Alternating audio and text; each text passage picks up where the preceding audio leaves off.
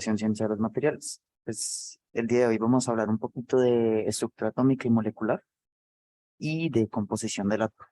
¿Sí? Entonces, pues vamos a hacer primero un pequeño recorrido histórico y después sí empezamos en sí con el tema.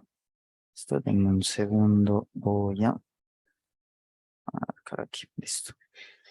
Entonces, para entender un poquito como por qué es importante estudiar esto de la estructura atómica y estructura molecular, primero tenemos que ver como desde dónde empezaron a cuestionarse acerca de la composición de las cosas, es decir, en qué momento empezaron a plantearse las teorías atómicas. Y pues la primera que podemos ver hace ya bastante tiempo, empezando por Demócrito y otros filósofos antiguos, es que plantearon la idea de unas partículas muy pequeñas e indivisibles a las que llamaron átomo, que de ahí sale la definición. Esta teoría, pues inicialmente fue rechazada completamente por la comunidad de esa época, ya que habían otros filósofos mucho más importantes, como el caso de Aristóteles y demás, que soportaban más la idea de los cuatro elementos, es decir, la idea de que todo surgía a partir de la combinación de fuego, agua, tierra y aire. ¿Sí? Pues esta idea del átomo planteada por Demócrito fue completamente abandonada durante mucho tiempo hasta que llegó el año 1808, donde el científico inglés John Dalton nos planteó la idea nuevamente de la aparición del átomo. Este señor mantuvo la definición que planteaba el señor Demócrito, que es que eran partículas muy pequeñas e indivisibles, pero además de esto establecía ciertos principios que nos ayudaban a diferenciar entre los diferentes elementos que a momento habían sido descubiertos. Dalton decía que todos los átomos de un elemento son idénticos en tamaño, en masa y en todas sus propiedades químicas, pero los átomos de diferentes elementos son distinguibles, es decir, tienen otro tipo de propiedades. Además de esto, Dalton proponía que los compuestos tenían una proporción definida de mezcla de diferentes elementos. ¿Qué significa esto? Pues él decía que cada compuesto va a tener una forma diferente a otro, a pesar de que estén hechos de los mismos elementos. Y por último, Dalton planteaba como un principio básico de conservación de la materia, en el que decía que una reacción química no crea o destruye átomos, es decir, lo único que hay es una transformación de estos mismos. Sí, entonces, pues basándonos en lo que proponía Dalton, podríamos plantear una reacción química simple, como es el caso de, digamos, unos átomos de hidrógeno, por aquí, átomos de hidrógeno, y los mezclábamos con átomos de oxígeno, que serían más grandes, por eso que nos proponía Dalton de que eran diferentes en tamaño y en masa y demás. Y al hacer reaccionar estos elementos, podemos obtener, por ejemplo, el agua, ¿sí? Que vendría siendo un compuesto con una composición definida de los diferentes elementos. ¿Sí? Así. Esto sería como un ejemplo básico de lo que nos proponía Dalton. Luego, ya después de que Dalton nos dio esta idea inicial, empezaron todas las revoluciones de las teorías atómicas y los planteamientos de diferentes personas. Pues como vemos, la básica es la de Dalton, que simplemente tenemos unas entidades esféricas pequeñas e indivisibles de carga neutra, que también se conoce como el modelo de la bola de billar, pero con el tiempo se fueron descubriendo otras partículas y el descubrimiento de estas partículas hacía que se tuvieran que plantear nuevos modelos para cómo estaba constituido el átomo, ¿sí? El primer modelo que apareció relevante después de la teoría atómica de Dalton es el modelo atómico de Thomson, también conocido como el modelo de pudín de pasas. En este modelo, pues fue planteado poco después del descubrimiento del electrón y podemos ver la aparición de estas partículas de carga negativa en la superficie de una esfera grande de carga positiva, ¿sí? Este modelo, pues, como digo, fue planteado después del descubrimiento del electrón, pero en este momento todavía no se tenía conocimiento claro de qué estaba compuesto el núcleo del átomo. Solo sabíamos que tenía que ser de una carga positiva para poder mantener el equilibrio de cargas porque eran elementos neutros. Poco después se llegó al descubrimiento por unos experimentos planteados por Rutherford que tenía que condensarse esta carga positiva en un núcleo, ¿sí? Y los electrones estaban rotando alrededor de esto. Para este momento fue alrededor de la época en la que se descubrió el protón, ¿sí? Y esto resulta en este planteamiento de nuestro núcleo de carga positiva con los electrones de carga negativa rotando a su alrededor. Luego este modelo se fue refinando con el tiempo y llegamos al modelo de Niels Bohr, que también se conoce como modelo de Bohr-Rutherford, que son como complementarios. Y aquí vemos primero la implementación de un modelo cuántico, es decir, los electrones no solo rotaban alrededor del núcleo, sino que estaban en órbitas definidas de niveles energéticos, ¿sí? Y además de esto, pues aparece la presencia de una partícula extra que le da masa al núcleo, y en este caso es el neutrón, a pesar de que en este momento todavía no se había encontrado, porque eso fue planteado alrededor de 1913 y el neutrón solo se descubrió alrededor de 1935. ¿Sí? Ya por último, pues llegando como a la definición más actual, tenemos hoy en día, que es el modelo de Schrödinger-Heisenberg, y este es el modelo de orbitales en el cual vamos a profundizar un poquito más en la clase que viene acerca de configuración electrónica, ¿sí? Pero este es nuestro modelo más actual, mantiene la idea de un núcleo de carga positiva concentrada, además de esto con neutrones, y los electrones están alrededor de este núcleo en órbitas definidas de energías definidas, ¿sí? Entonces, como pudimos ver, con el tiempo se fueron descubriendo estas partículas que sabemos que componen el núcleo, ¿sí? Que el núcleo no, el átomo. Entre estas, pues tenemos el neutrón y el protón, que este conjunto de partículas, como son parte del núcleo, también se les suele llamar nucleones, ¿sí? Y como partícula orbital, tenemos el caso del electrón. Estas partículas, pues como podemos ver aquí, el neutrón y el protón se ubican en el núcleo y son los principales causantes de la masa de los átomos. ¿Por qué? Porque si comparamos la masa del neutrón y el protón con la del electrón, es más de 1000 veces mayor que las del electrón, entonces esta no tiene una contribución tan significativa. Sin embargo, los encargados de darle carga a nuestro átomo van a ser el protón y el electrón. ¿Sí? Un ejemplo así básico que tenemos podría ser el átomo de helio, ¿sí? Este átomo va a tener dos protones, dos neutrones, un átomo básico de helio 4 y dos electrones girando alrededor, ¿sí? Entonces aquí ya tenemos las tres partículas subatómicas como partícipes. Hay que tener en cuenta algo, y es que el neutrón y el protón no son partículas elementales. Es decir, estas partículas todavía las podemos subdividir aún más, partículas más pequeñitas, por lo cual ese concepto de átomo como el elemento más pequeño e indivisible fue derrumbado hace ya bastante tiempo y no es algo que prevalezca a día de hoy. Pero bueno, vamos a profundizar un poquito como ah, la cantidad de protones y neutrones es igual. Eso ya lo vamos a discutir un poco más adelante, John. ¿Listo? Entonces, hablemos un poquito de qué hace cada partícula subatómica en nuestro átomo, ¿sí? Entonces, inicialmente, pues podemos hablar un poquito aquí de los protones, ¿sí? Y el protón es el encargado de dos cosas. Primero, de otorgarnos el número atómico, es decir, este numerito que vamos a encontrar en estas representaciones, que usualmente se representa por la letra Z, ¿sí? Es lo que nos da el carácter, es decir, lo que nos identifica qué átomo es cuál, ¿sí? O sea, un átomo de helio siempre tendrá dos protones y un átomo de boro siempre tendrá cinco, uno de carbono seis, y así como podemos ver aquí en esta tabla periódica de aquí abajo, ¿sí? Si en algún momento, por alguna reacción, que nunca será una reacción química, sino una reacción nuclear, se llega a dar un cambio en los protones, entonces vamos a tener un cambio en el elemento. Es decir, si yo le aumento un protón a este átomo de carbono, entonces carbono más un protón, esto me va a resultar en un átomo de nitrógeno, ¿sí? Nunca vamos a tener un carbono con 7 protones, por ejemplo. Eso no va a suceder, ¿sí? Además de esto, como ya les mencionaba anteriormente, el protón se encarga de dar gran parte de la masa de un átomo, ¿sí? Y esto lo podemos ver aquí reflejado en el número másico, que usualmente se ubica en la parte de arriba de este tipo de representaciones, que es muy común verlas. Pero, como podemos ver, este número básico no es únicamente la cantidad de protones, sino que va a ser el número de protones, representado por la letra Z, más el número de neutrones que tenemos aquí. Entonces vemos, por ejemplo, en esta representación, el helio, que va a tener dos protones y dos neutrones, lo que nos resultaría en un número básico de 4. ¿Sí? Listo. Pues estas son como las características importantes del protón. Recuerden, nunca en una reacción química va a haber un cambio en la cantidad de protones de un núcleo, ¿sí?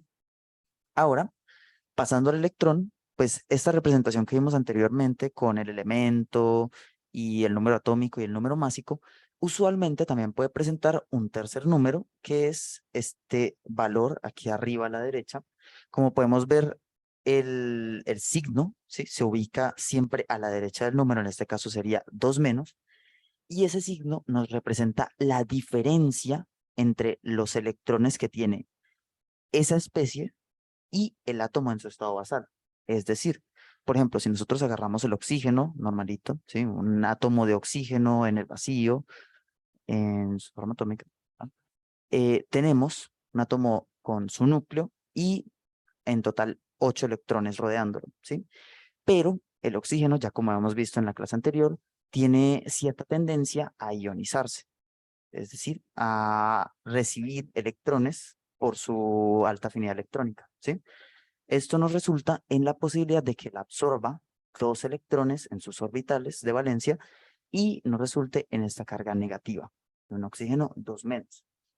¿Qué significa esto? Pues los electrones van a ser los encargados de darnos especies, como son los aniones o los cationes, cada uno dependiendo de la ubicación en la tabla periódica que tengamos para nuestros elementos, ¿sí?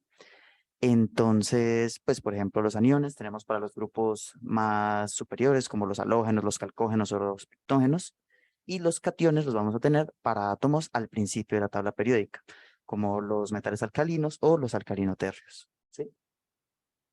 Listo, pues este es como el rol importante que tenemos en el electrón. Además de esto, pues va a ser el encargado de formar los enlaces químicos, como vamos a ver un poquito más adelante, pero esa es como la relevancia dentro de la composición del átomo. Y por último, tenemos el neutrón, que ya como habíamos discutido, pues se encarga de dar parte de la masa que posee un átomo en su núcleo, pero un detalle también bastante importante es el hecho de que un átomo, ¿sí?, un elemento, puede tener diferente cantidad de neutrones. ¿Qué quiere decir esto? Tomemos como ejemplo el caso del hidrógeno, ¿sí? El hidrógeno tiene 3 formas posibles: el hidrógeno 1, el hidrógeno 2 y el hidrógeno 3, ¿sí? Todos estos hidrógenos tienen la misma cantidad de protones, ¿sí? Todos van a tener un protón en su núcleo, como podemos ver aquí en la representación gráfica, ¿sí? Sin embargo, es posible aumentar la masa de este núcleo aumentando la cantidad de protones. ¿Qué sucede con esto? Bueno, muchos átomos van a tener una cantidad enorme de estos que se llaman isótopos, ¿sí? ¿Qué representa isótopos? Pues es que son el mismo elemento, es decir, iso, ¿sí?, pero tienen diferente cantidad de partículas, ¿sí? Entonces, lo que podemos ver aquí es que para el protio, que es la forma más común del hidrógeno que vamos a encontrar, corresponde al 99,99% del hidrógeno en la Tierra, tiene solamente un protón y un electrón, pero a este es posible agregarle una mayor cantidad de neutrones y por lo tanto aumentar su masa. Cada isótopo va a tener diferentes aplicaciones, como pues en este caso el tritio se utiliza para las bombas nucleares, ¿sí?, ya que es bastante inestable y al hacer ciertas reacciones nucleares libera una cantidad enorme de energía, ¿sí? Pero con esto te respondo la pregunta, Joan, y es que la cantidad de protones y neutrones no necesariamente tiene que ser igual. De hecho, a medida que te desplazas más arriba en la tabla periódica, vas a notar que hay una tendencia a que hayan muchos más neutrones que protones en un átomo, ¿sí? Entonces espero que con eso haya quedado respondida la pregunta. ¿Listo? Entonces, ya conociendo como estos 3 componentes de los elementos, podemos pasar a este tipo de tablas que son bastante comunes y nos corresponde a ver columnas, como es el caso aquí del número atómico, ¿sí? ¿Qué es lo que nos representa el número atómico? La cantidad de protones, ¿sí? El número másico, que va a ser el número de protones más el número de neutrones, y todos estos elementos. Entonces, ¿cómo podemos llenar estas tablas? Son operaciones matemáticas sencillas, ¿sí? Entonces, por ejemplo, sabemos que A, que corresponde a esta suma de protones con neutrones, pues entonces le podemos restar el número de neutrones y va a ser 121 menos 70, y eso nos va a dar un número de protones de 51, ¿sí? Listo. Y ya teniendo este número de protones, ups, aquí cometí un error, esto era 48, corrección. Listo, teniendo este número de protones, entonces podemos evidenciar cuál es el elemento, ¿sí? Entonces nos vamos a la tabla periódica y buscamos, listo, es 51, entonces tiene que estar en esta región de la derecha de la tabla periódica, y lo buscamos por aquí más o menos, y van a ver que si buscan en la tabla periódica, el elemento con el número atómico 51 corresponde al antimonio, ¿sí? Entonces el antimonio, ese va a ser nuestro elemento que tenemos ahí, pero queremos identificar el símbolo. ¿Y cómo sabemos cuál es el símbolo? Bueno, para esto vamos a hacer una comparación entre el número atómico, es decir, nuestro Z, y el número de electrones, ¿sí? Recuerden que un átomo siempre va a tender a estar en su estado neutro, ¿sí? Entonces, si nosotros comparamos y en un estado estándar debería tener la misma cantidad de electrones que de protones, es decir, aquí debería ser 51, pero en este caso nos están presentando con un 48, significa que tenemos un átomo de antimonio que ha perdido 3 electrones, ¿sí? Entonces es un átomo de antimonio con carga 3 más, ¿sí? Listo. Pasamos a otro ejemplo, como por ejemplo aquí en este caso, que conocemos la cantidad de protones y la cantidad de neutrones, así que solo es necesario sumar 30 más 38, y ahí obtendremos nuestro número atómico, ¿sí? Que sería nuestro número másico, corrección, que es 68.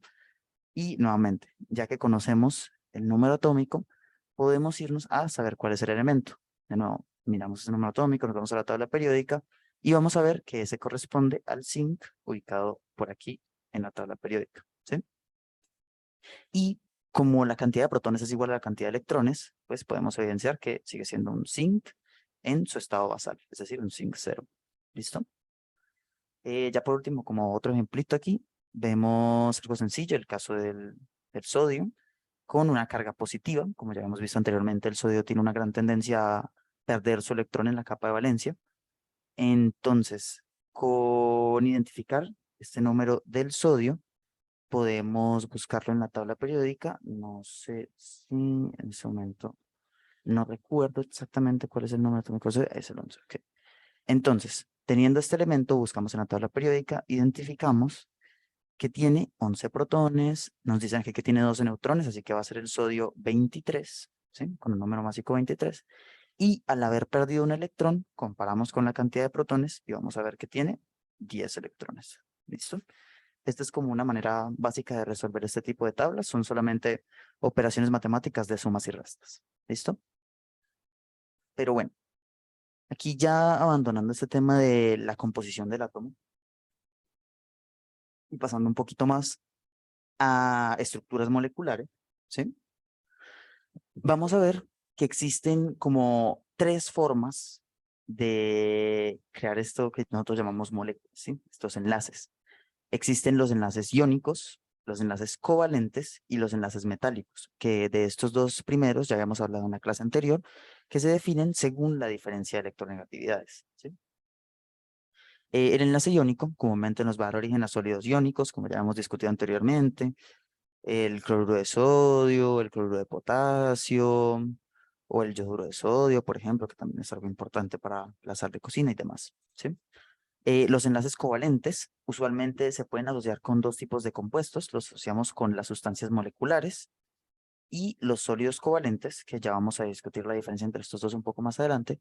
Y por último, otro tipo de enlace que se suele distinguir del enlace covalente, a pesar de que es muy similar, es el enlace metálico, ¿sí? Que básicamente es un enlace en sólidos metálicos, ¿sí? O sea, un enlace metal-metal. Pero bueno, empecemos un poquito hablando del enlace iónico, ¿sí? En un enlace iónico usualmente se puede asociar con un enlace entre metales y no metales, es decir, una interacción entre iones. ¿Por qué? Devolviéndonos a los conceptos que teníamos de la clase anterior, pues un átomo de sodio en su estado basal tiene una tendencia muy alta a perder un electrón, es decir, tiene una energía de ionización muy baja, ¿sí? Muy pequeña. Digamos que cercana a cero, pero realmente no es así, ¿sí? Es muy pequeña. Y un átomo de cloro tiene una afinidad electrónica muy alta, ¿sí? Entonces, esto va a resultar en que el átomo de sodio quiera perder este electrón y donárselo al átomo de cloro, formando lo que conocemos como un enlace iónico. ¿Qué sucede con estos enlaces iónicos? Bueno, realmente aquí estos dos no están compartiendo electrones per se, entonces lo que hacen es formar estructuras cristalinas en las que tenemos estos átomos de forma organizada. Por ejemplo, aquí en este caso tenemos un átomo de sodio y pues esto no representa un cloro, pero tenemos una especie de nitrato, ¿sí? Y así ellos se organizan compartiendo sus cargas y sus electrones, ¿sí? De esta forma se establece un enlace iónico. Hay que tener en cuenta algo, y es esta parte de aquí que menciono anteriormente, que es la interacción de iones, que como podemos ver aquí, un enlace iónico no se va a formar únicamente entre elementos sencillos. Es decir, no van a existir solamente compuestos como el cloruro de sodio, el cloruro de potasio o el yoduro de sodio, ¿sí? Sino que también existen otras especies, como por ejemplo podemos mezclar este catión amoníaco, catión amonio, que ya lo habrán escuchado en algún momento, en este caso por la pandemia, ¿sí? Y tenemos aniones, como es el caso del anión nitrato, ¿sí? Y con esto podemos formar el nitrato de amonio, ¿sí? Que es un compuesto completamente válido y que se tiene muchas otras aplicaciones. Y mantiene ese tipo de enlaces iónicos que forman las redes cristalinas que podemos ver aquí. Estas líneas no representan enlaces, sino que representan unidades repetitivas que seguramente verán en el módulo de inorgánica. Pero bueno, además de esto, tenemos lo que se define como el enlace metálico. ¿Qué pasa con este enlace metálico? Bueno, como podemos ver aquí, básicamente consiste en una organización de los átomos de los metales, ¿sí? En una red muy similar a lo que vendría siendo un enlace iónico, ya que los átomos se forman, se tiene una organización definida para formar un cristal. Sin embargo, en este caso, los electrones de valencia no están localizados en cierta parte, digamos que este núcleo de cobre tuviera una gran cantidad de electrones y este tuviera una poca densidad electrónica, sino que los electrones de valencia se reparten por toda la red cristalina. Es decir, estos electrones están por aquí, como se ve, flotando a través de todo nuestro sólido, y este tipo de enlace se presenta únicamente en especies metal-metal. ¿Qué quiere decir esto? Bueno, cuando nosotros tenemos una red, no sé si alguna vez habrán podido ver el caso del sodio metálico, pero este sodio metálico presenta este tipo de estructuras, ¿sí? Además de esto, pues básicamente es toda esta región de la tabla periódica que corresponde a los metales, ¿sí? Toda esta zona de aquí, incluyendo los metales de las tierras raras y demás, presentan este tipo de enlace. ¿Por qué es importante diferenciar este enlace del enlace covalente, a pesar de que hay este compartimiento de electrones? Bueno, primero es por la definición del mar de electrones de valencia, es decir, lo que hablábamos anteriormente de que estos electrones estaban distribuidos a través de toda la estructura, ¿sí?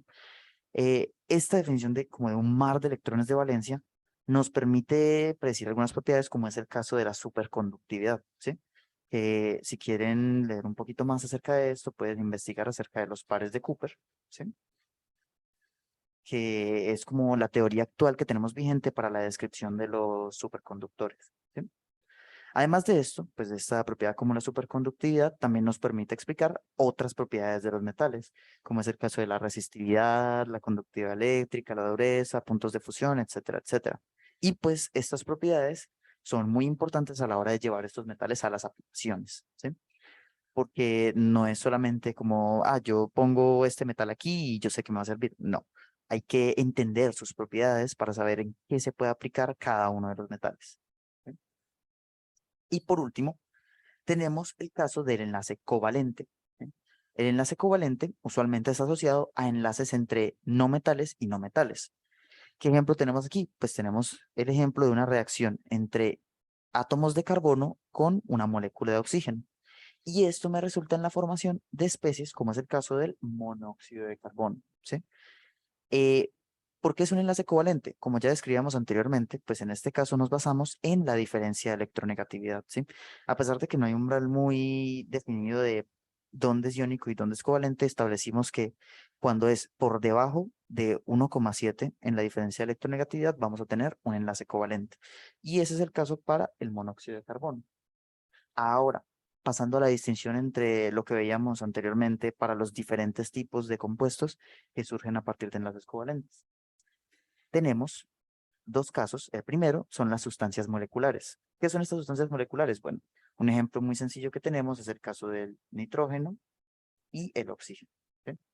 Estas dos sustancias, pues ustedes estarán acostumbrados a verlos como gases, ¿sí? Que están a temperatura ambiente y son gases. ¿Qué significa esto? Bueno, las sustancias moleculares usualmente tendrán puntos de fusión muy bajos, es decir, van a tender a estar bien sea como líquidos o como sólidos, o como líquidos o como gases, a condiciones estándar. Entre estas sustancias moleculares también tenemos, por ejemplo, el caso del agua, ¿sí? O tenemos otros compuestos como el metano, ¿sí? Que son sustancias, nuevamente, con enlaces covalentes, pero que las vemos como líquidos o gases a temperatura ambiente. Y ya, permítanme un segundo, borro. Aquí, listo. Como segundo ejemplo, tenemos el caso de los sólidos covalentes. ¿Qué son estos? Bueno, como dice el nombre, son sólidos, pero que están compuestos de enlaces covalentes en vez de enlaces iónicos. Es decir, a pesar de que el ejemplo que veíamos anteriormente, en el caso del cloruro de sodio, tenía esos enlaces iónicos que nos permitían dar origen a una estructura cristalina, también está la posibilidad de generar estructuras cristalinas únicamente a partir de enlaces covalentes, como es el caso del diamante, que se consiste de un montón de átomos de carbono enlazados covalentemente entre sí y forman estas redes cristalinas repetitivas que se van dando por toda la estructura. Y otro ejemplo muy común que podemos ver actualmente es el caso de la arena, ¿sí? Que pues la arena, el cuarzo, el vidrio, todo esto tiene origen de unas redes de enlaces silicio-oxígeno-silicio que se repiten una y otra vez a través de toda la estructura, ¿sí? Pues estos son los tipos de sólidos covalentes que podemos ver. Eh, listo. Para estos sólidos covalentes, y para poder entender más o menos cómo están distribuidos los electrones, ya que aquí no es tan evidente como es el caso de los compuestos iónicos, es necesario recurrir a algo que se conoce como las estructuras de Lewis, ¿sí? Estas estructuras, como dije anteriormente, nos permiten definir cómo están distribuidos los electrones en una molécula y en este caso, pues ver qué electrones están involucrados en enlaces y cuáles están directamente asociados con un átomo. ¿Sí? Estas estructuras de Lewis se basan en la tendencia al octeto y las podemos utilizar para todo tipo de compuestos, como es el caso aquí de simplemente compuestos bimoleculares, como el oxígeno, o especies iónicas, como es el caso de los iones nitrato. Ya vamos a ver un ejemplo de cómo se construyen estas estructuras de Lewis. Entonces, como les decía, eh, todo átomo tiene esta tendencia al octeto, que va a ser nuestra regla de oro, y es que van a buscar una configuración de capa completa, ¿sí? Esta configuración, pues usualmente la llamamos octeto, pero hay algunos casos en los que este tipo de configuración es no óptica, ¿sí? Listo. Entonces, vamos a ver cómo construimos estas estructuras de Lewis y empecemos por el caso del flúor, ¿sí?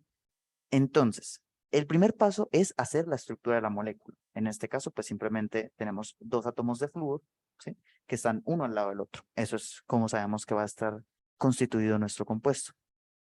En caso de que tuviéramos más elementos, y eso lo vamos a ver en el siguiente ejemplo, el átomo más electronegativo tiende a estar en el centro mientras que el resto lo rodea, ¿sí? Listo. Una vez tenemos estos átomos aquí estructurados, como creemos que va a ser la molécula, no tiene que ser directamente con la estructura geométrica que se espera.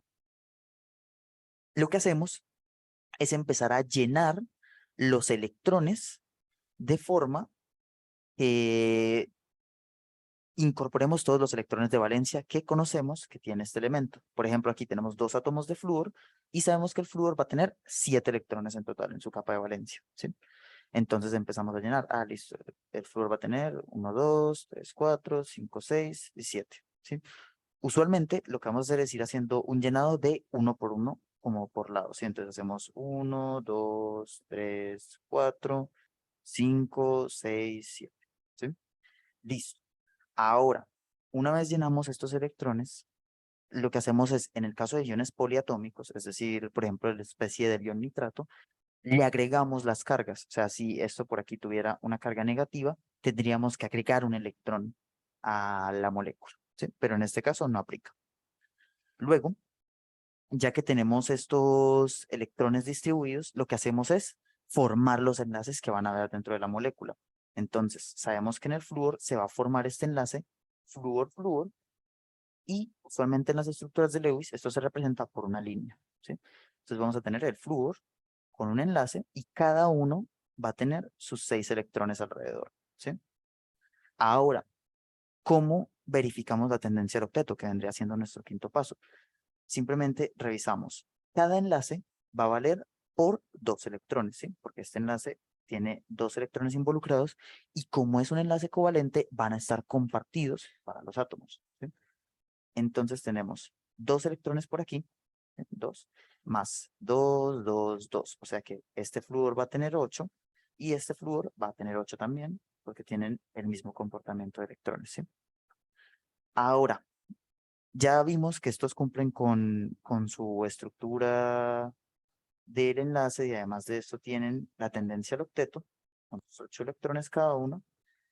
Entonces, con esto completamos la estructura de Lewis. Pero hay otro concepto muy importante que se involucra cuando tenemos cargas dentro de nuestra molécula. Y este concepto se refiere a la carga formal. ¿Qué es la carga formal? Bueno, la carga formal, así como una definición establecida, es la diferencia de carga eléctrica entre los electrones de valencia de un átomo aislado y los electrones asignados en su estructura de Lewis. Pero, ¿cómo vemos esto? Pues en términos más sencillos. Bueno, vamos a hacer en este caso el ejemplo para la estructura de Lewis del ion nitrato, ¿sí? Entonces, el ion nitrato sabemos que es NO3 menos, ¿sí? Entonces lo que hacemos es establecer el nitrógeno y los oxígenos rodeándolo, ¿sí? Entonces, tenemos todos los oxígenos rodeándolo y cada oxígeno, pues debería tener, en este caso, bien sea un total de, esta es una estructura posible que podemos plantear inicialmente, todos los oxígenos con un enlace, y empezamos a agregar electrones, ¿sí? Ahora, hagamos el conteo de electrones. El nitrógeno usualmente debería tener un total de 5 electrones, así que aquí nos hace falta agregar los electrones, ¿sí? Listo. Entonces, hacemos el conteo. Y como podemos evidenciar aquí, en este caso, pues el oxígeno, pues todos los oxígenos, de hecho, van a tener una mayor cantidad de electrones de la que esperaríamos. ¿Por qué? El oxígeno con electrones de valencia únicamente tiene a tener 6, ¿sí? Pero aquí estamos dándole 7 electrones de valencia. ¿Por qué? Porque recuerden que cada enlace va a representar un electrón del oxígeno y un electrón del nitrógeno, ¿sí? Entonces, esta estructura no sería una estructura válida para nuestro ion nitrato, ¿sí? Así que planteemos por aquí, por otro lado, empecemos nuevamente la posibilidad de una estructura para nuestro ion nitrato. ¿Listo?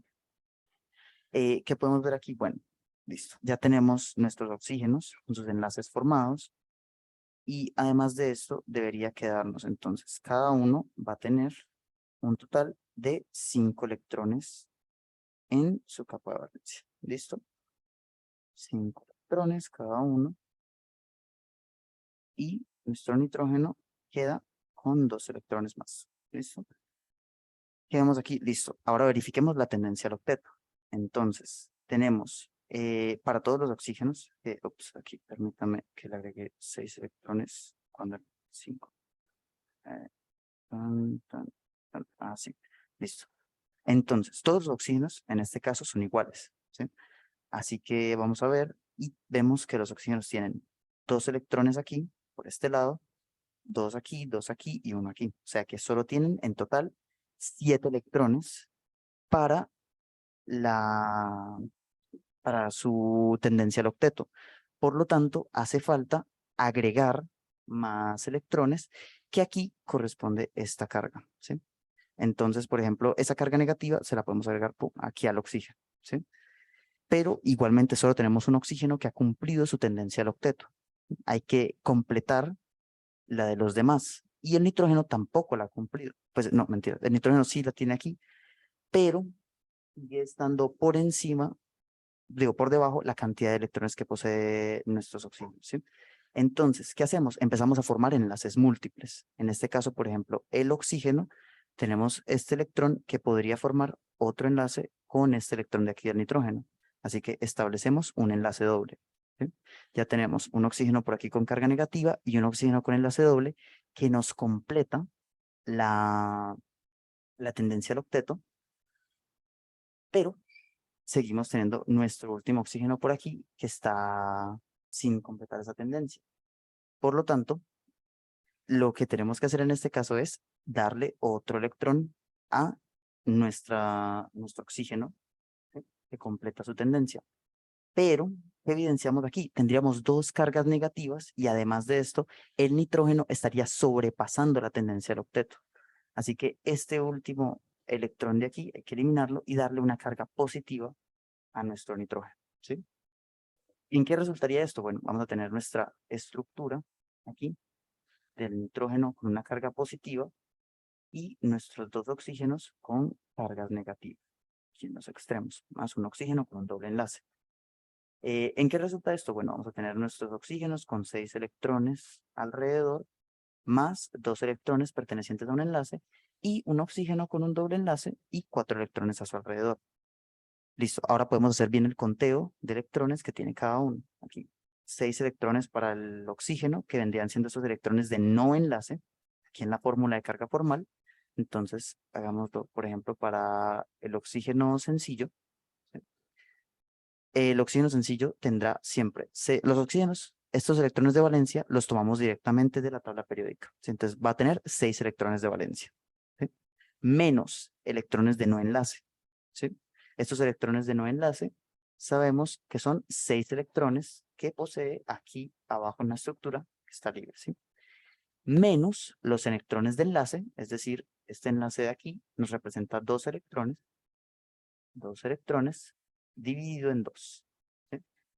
Con esto obtenemos la carga formal del oxígeno sencillo, que va a ser 6 menos 6 menos 1. Así que el oxígeno sencillo va a tener una carga formal de menos 1, ¿sí?, 1 negativo, y eso concuerda con esta especie que tenemos aquí. Ahora, por ejemplo, tenemos el oxígeno con un doble enlace, ¿sí?, que va a ser muy similar. En este caso, pues tenemos 6 electrones de valencia menos 4 electrones de no enlace, porque ese solo tiene 4 electrones a su alrededor, menos 4 electrones de enlace, ¿sí?, porque tiene 2 enlaces aquí, sobre 2. ¿Sí? Cuando hacemos este cálculo, nuevamente obtenemos que entonces el oxígeno con un enlace doble tendrá 6 menos 4 menos 2, así que tendrá una carga formal de 0, que corresponde con lo que vemos aquí. Y se hace el mismo procedimiento con el nitrógeno. ¿Sí?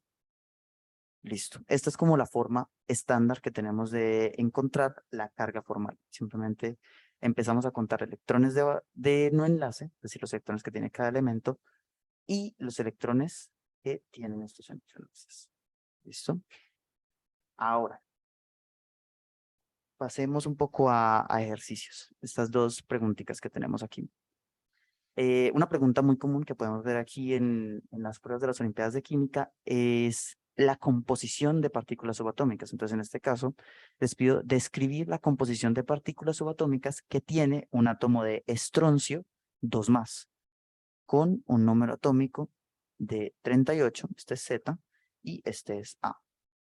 Entonces, Joan, ¿cuál crees que sería la respuesta en este caso? Tenemos nuevamente 4 opciones. A, B, C, D. No, no hay problema en equivocarse.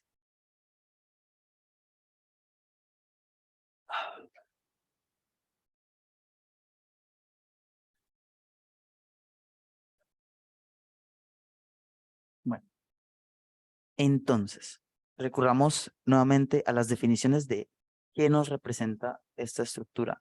Joan dice que la B, listo, revisemos entonces. Como le mencioné antes, tenemos este tipo de representaciones que serán con 3 numeritos o con 2 números, dependiendo de la situación, ¿sí? Entonces, en este caso tenemos el estroncio 2+, con un Z igual a 38 y un A igual a 88. ¿Sí? Este es el ejemplo básico que tenemos. Entonces, ¿qué nos representaba Z? Z va a ser el número de protones, ¿sí? En este caso, Z es igual a 38, así que sabemos que el átomo va a tener 38 protones, por lo que A y B quedan descartadas, ¿sí? Ahora, Siguiente partícula subatómica, pasamos a los neutrones. ¿Cómo identificamos el número de neutrones? Para eso nos vamos a el número másico, que es A, que va a ser entonces nuestro número de protones más el número de neutrones. ¿Sí? ¿Qué significa esto? Listo, entonces tenemos número de protones, que ya lo identificamos aquí, es 38. A es igual a 88. Y esto va a ser igual a nuestro número de protones más nuestro número de neutrones. ¿Sí? Entonces, con esto es una operación matemática básica. Sabemos que el número de neutrones va a ser igual a 88 menos 38, que va a ser igual a 50. Entonces, con esto sabemos que tiene 50 neutrones. Este paso de aquí, pues en el caso de las Olimpiadas, se lo pudieron haber saltado si ya identificaron el número de protones, porque si ven aquí, pues tenemos las dos respuestas con la misma cantidad de neutrones, ¿sí? Así que con esto se lo podrían saltar y ahorrar un poco de tiempo. Pero la diferencia radica en la cantidad de electrones, ¿sí? Así que con esto volvemos al concepto básico de los átomos neutros. ¿Qué significa esto? Bueno, un átomo en su estado basal, es decir, si nosotros tenemos el estroncio 0, ¿sí? Va a tener la misma cantidad de protones que de electrones, ¿sí? Así que ahí tomamos nuestro punto base. Si tuviéramos un estroncio 0, tendríamos 38 protones y 38 electrones. Pero el ejercicio nos pregunta por el estroncio 2 más. Así que en este caso, el número de electrones va a ser 2 menos, o sea, el número de electrones iniciales, sí, iniciales, menos 2. ¿Qué significa esto? Bueno, que vamos a tener 36 electrones, porque inicialmente teníamos 38, pero debido a que lo ionizamos 2 veces al estroncio, tenemos 36 electrones. ¿Sí? Así que en este caso, la respuesta correcta sería la D. ¿Listo? ¿Sí quedó claro ahí en este caso el ejercicio?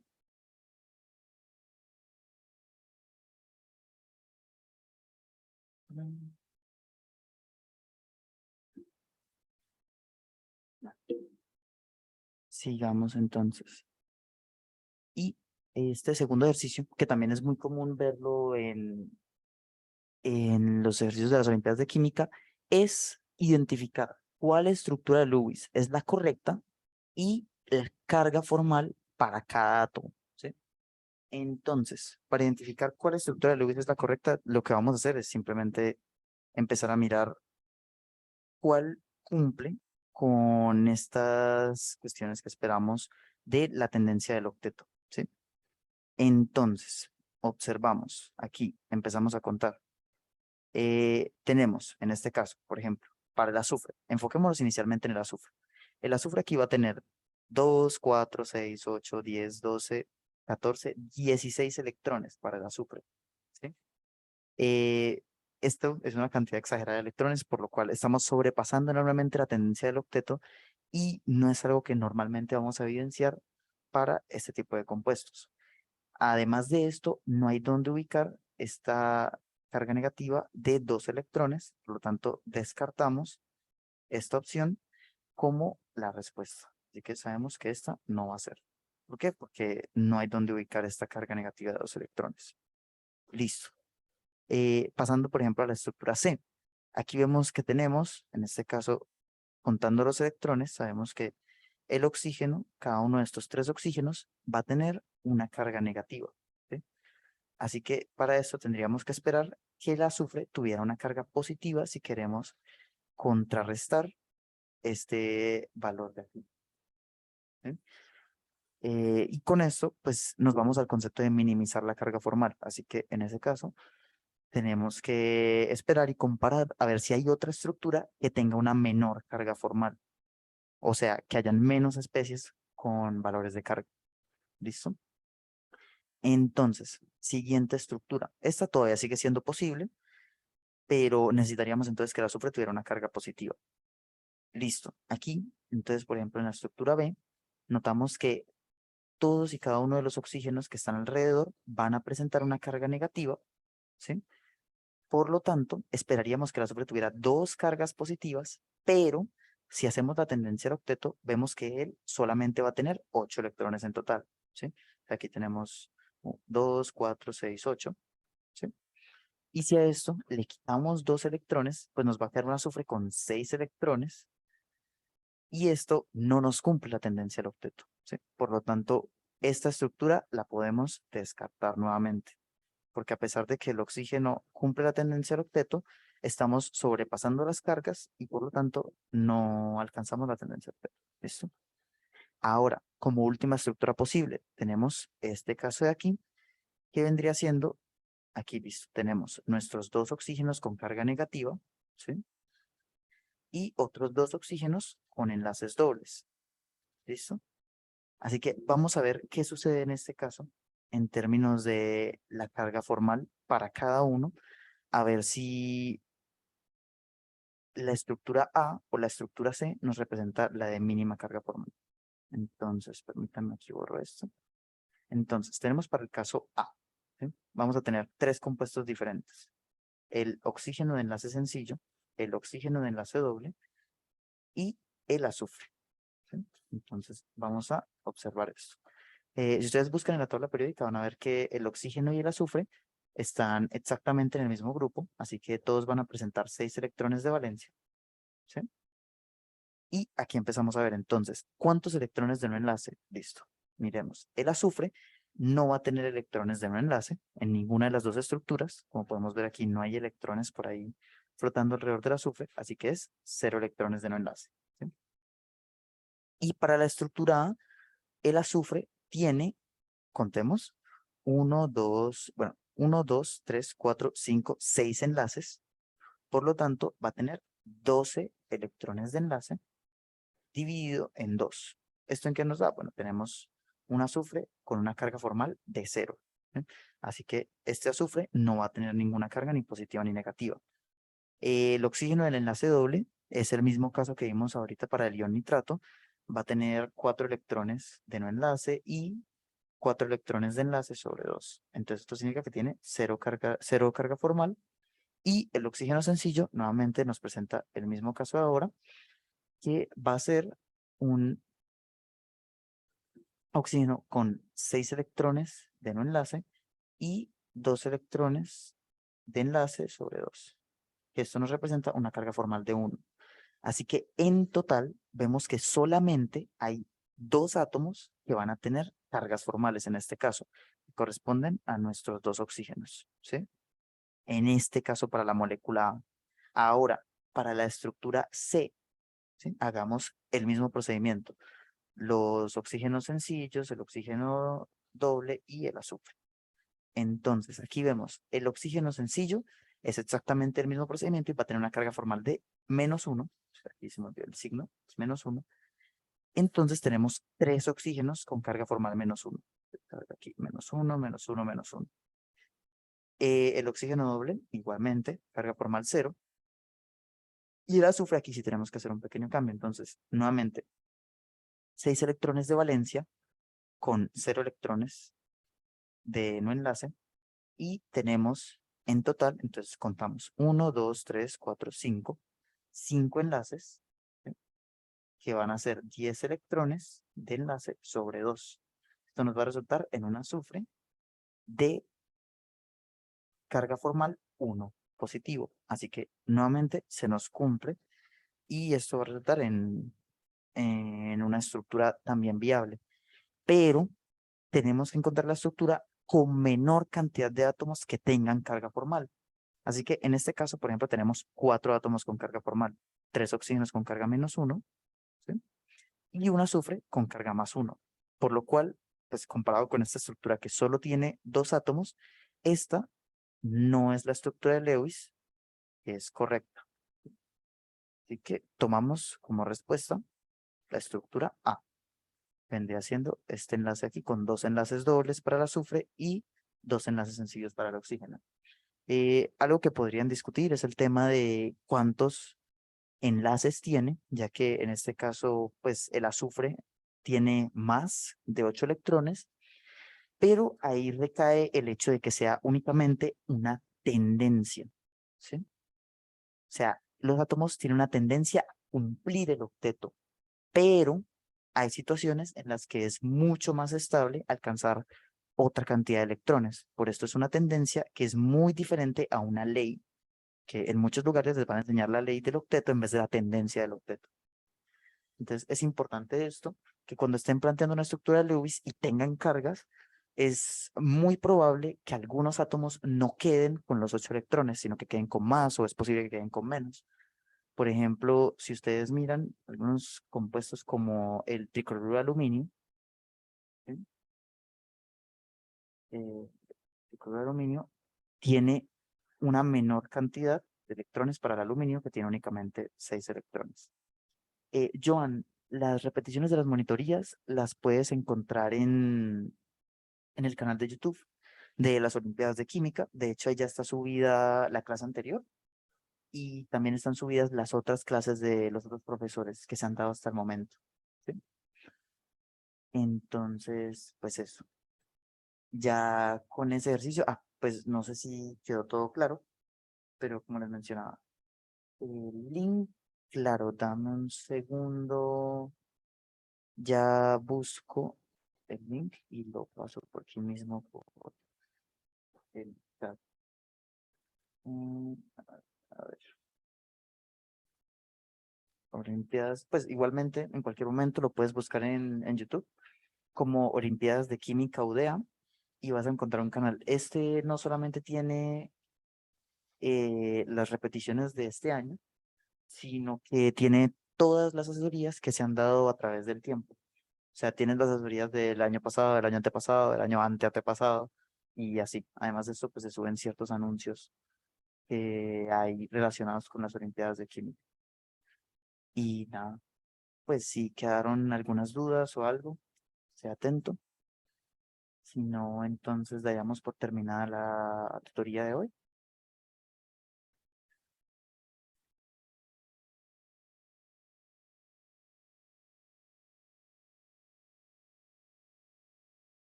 Listo. Bueno, entonces, pues terminamos por aquí. Muchísimas gracias por haber venido y ya saben que cualquier cosa, nos reunimos nuevamente el lunes de la semana que viene a la misma hora para discutir en este caso configuración electrónica. Vamos a hablar un poco sobre cómo están los orbitales en los átomos y cómo esto afecta la formación de los enlaces y demás. ¿Listo? Entonces, nada, que tengan muy buena tarde y nos vemos después. ¿Listo? Hasta luego.